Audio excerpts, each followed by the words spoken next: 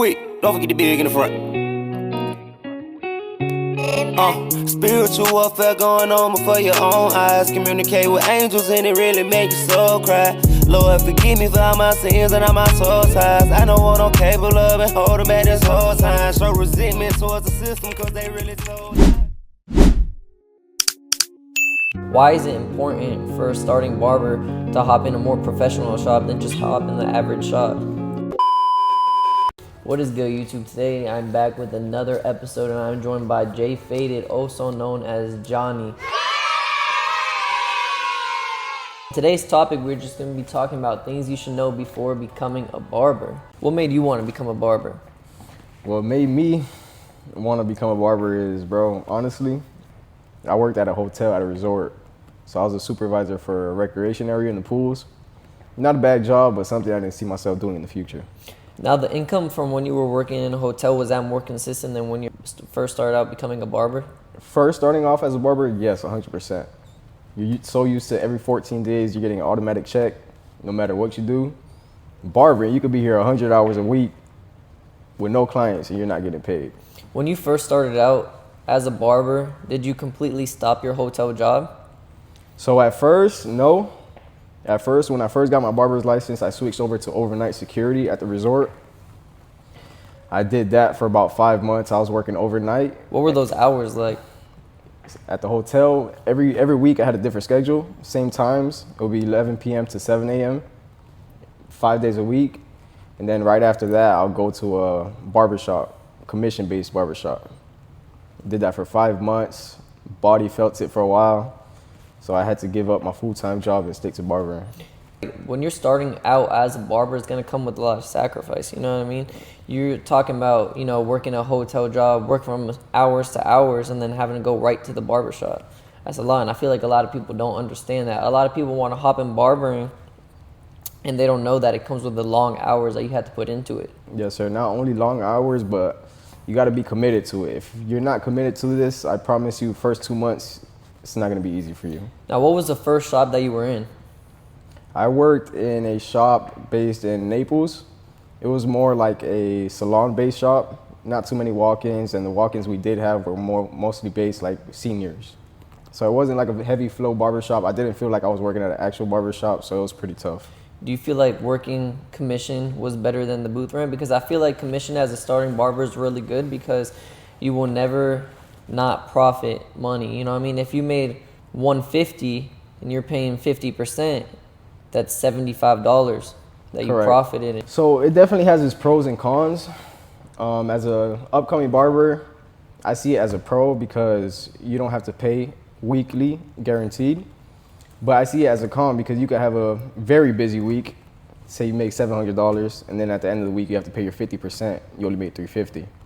It's just something where a lot of people will argue too, though, that if you're making $800 a week and you're doing a 50% commission, that really you're paying more for the commission than you would if you just did booth rent. You know what I mean? Correct. That's what I was trying to say with the con, because if it were to get busy, you make those $800 in your commission, you're wasting $400 to work there. Let's say you're working at a regular barbershop where you're paying booth rent, you would make $800, and you would pay your $250, $150, whatever it is for the week, and you would profit everything else. I guess it all just matters on how much clients you have on that time. That's why I feel like posting videos as a starting barber is so important. Just marketing, branching off with all these other barbers and all these other people in the industry is so important. Yes, sir. Social media is definitely a big one because, bro, honestly, I'm born and raised in Miami. I'm not from this area, Fort Myers. So as a new barber, it is very hard. It's hard getting to know new people. People trust you. For people to know you're a barber is very different based off, like, let's say I was in Miami, I have all my friends to where I can start from zero and feel like I'm at 50 at least. New city, you feel like you're at zero everywhere, so it's pretty hard. Was that last barbershop you were in commission one? No, I was actually at a different barbershop after that. And how was that? It was a good experience, I'm not gonna lie. I learned a lot of things on what I should expect from my peers, from owners. What should you expect as a starting barber? Like, I feel like a lot of people, when they hop in a shop, it's very important to understand the environment that you're in. Correct. Main thing is environment, because if you're going into a barbershop where none of the barbers care about how busy they are, how they look, how they dress, how they represent themselves, there's no positivity towards you. You go in and you do what you want, basically. It's like if you're walking in a barbershop and the barbershop opens at 9 and you have people walking in at 11, 12 o'clock, those aren't people surrounding you that is going to help you. Correct. And at that point, I don't feel like it's a barbershop. I feel like it's a shop. It's more like a hobby. Like, are these people really Correct. taking it serious? Correct. And one thing is, barbershop opens at 9, clients get there at 9 and the barbershop is not open. It's a bad look to everybody else. So how did that work at your other shop? What time were you getting there compared to what time other people wanted to get there? Did you feel like you wanted it more than all these barbers? And how do you know if that's what you really want? Me personally, I want to say yes. I don't know what everybody else is going through their lives, what they do after their time at the shop. But me personally, I felt like I wanted it more. I was the first one in, last one out, before the owner. I was getting there, I was leaving after the owner. There was a couple of times where clients was asking me if I was the owner of the shop. That's how serious I took it.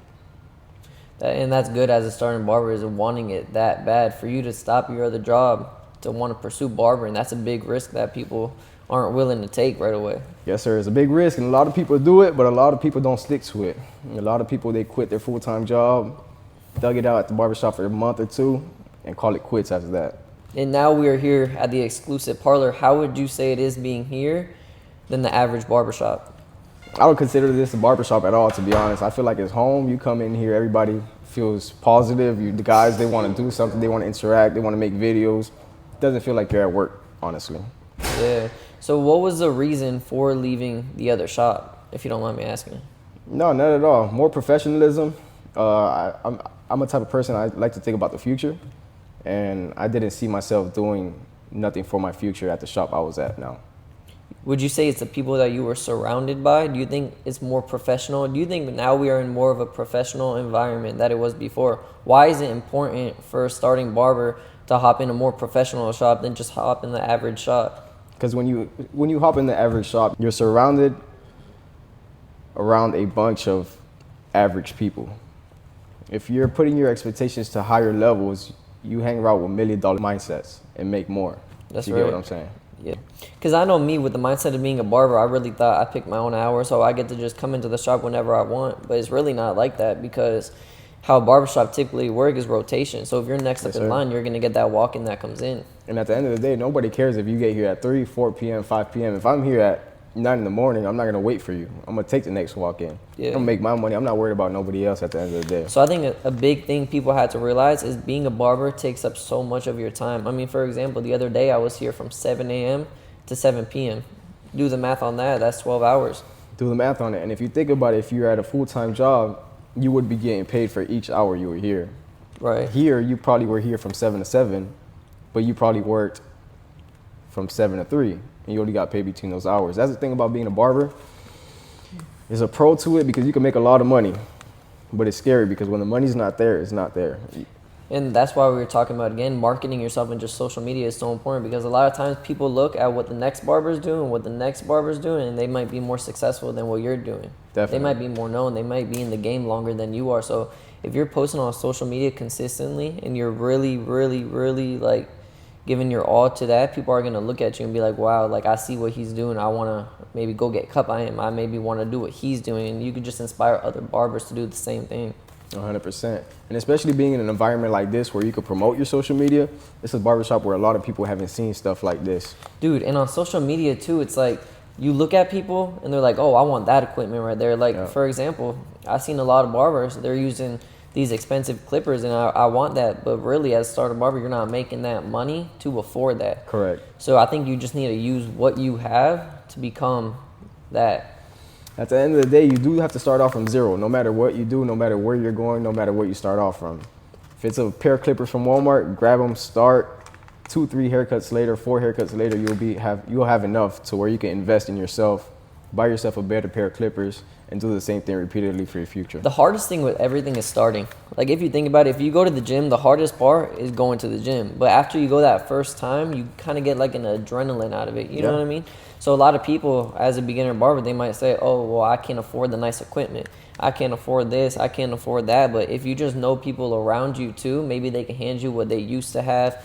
You know, even cheap equipment is still going to put you in a place where you could practice. And it's hard because, you know, sometimes in barber school, you're only cutting on mannequins. You know what I mean? You're only cutting on mannequins. So it's like, how can you really compare that to a real head? It doesn't grow back, and you're only limited to a certain amount of mannequins. Correct.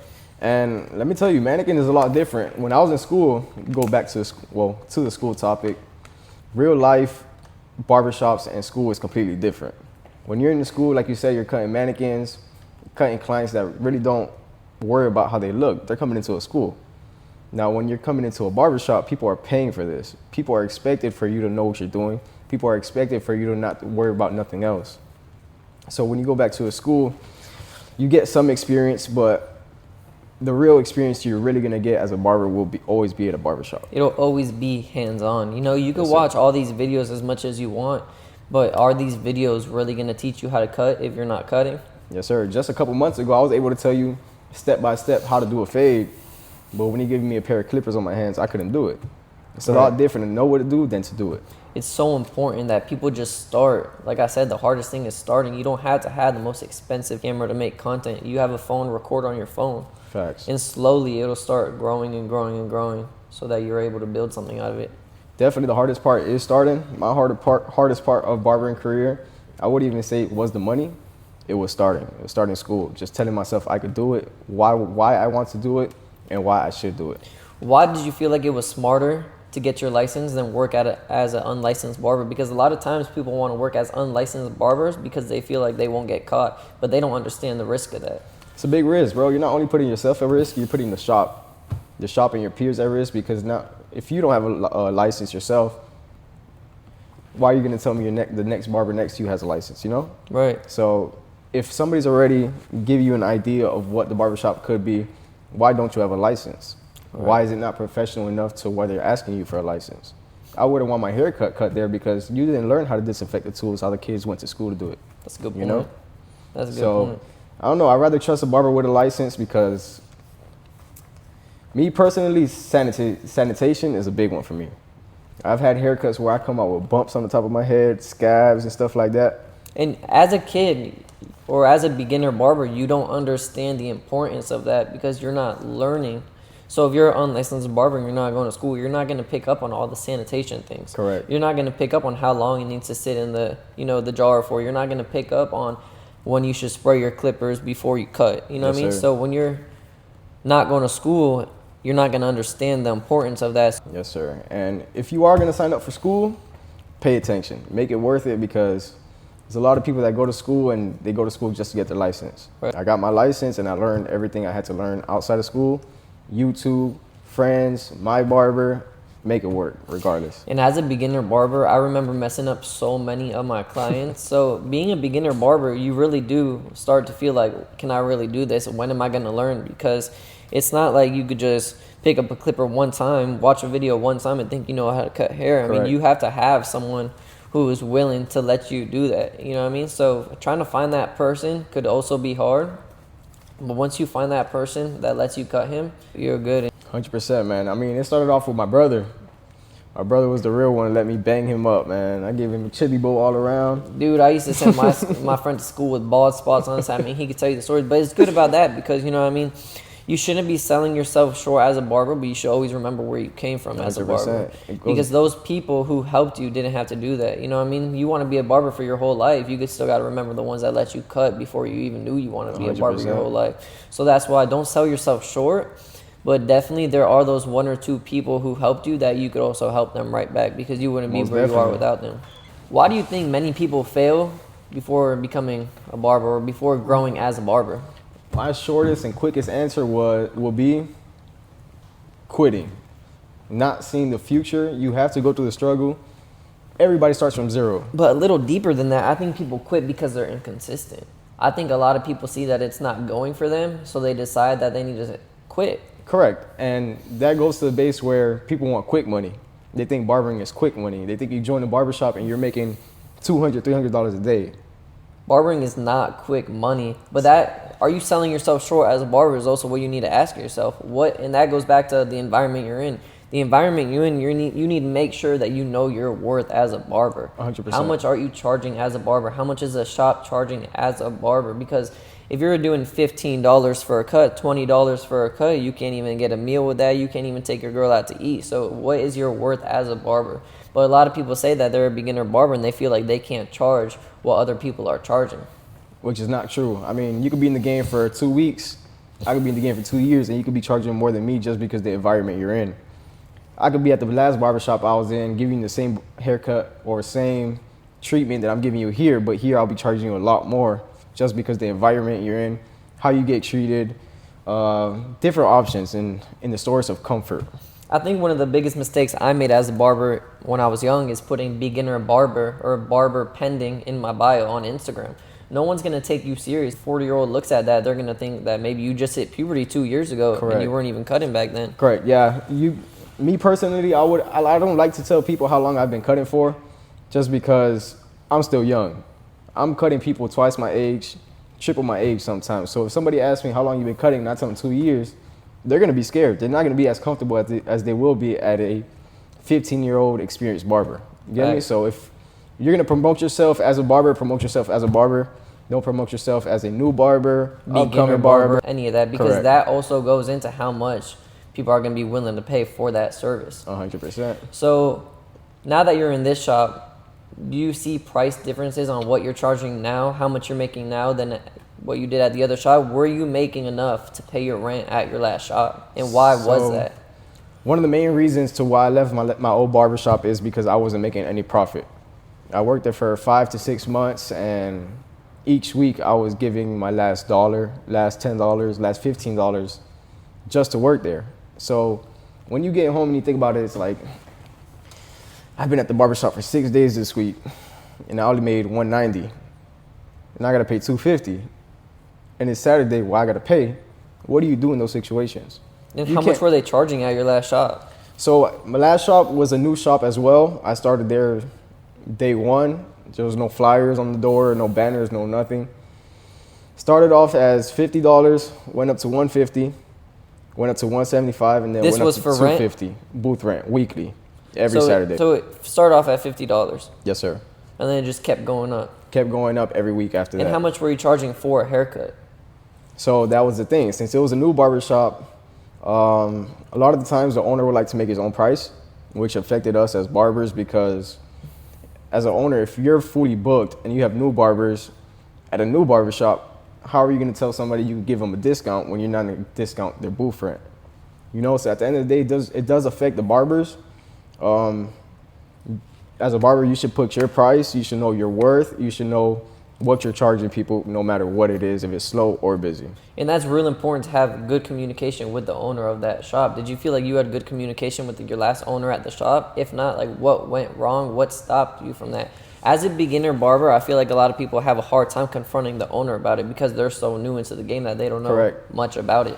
And bro, that's a very good question, because me personally, at first, I had a very good relationship with my owner.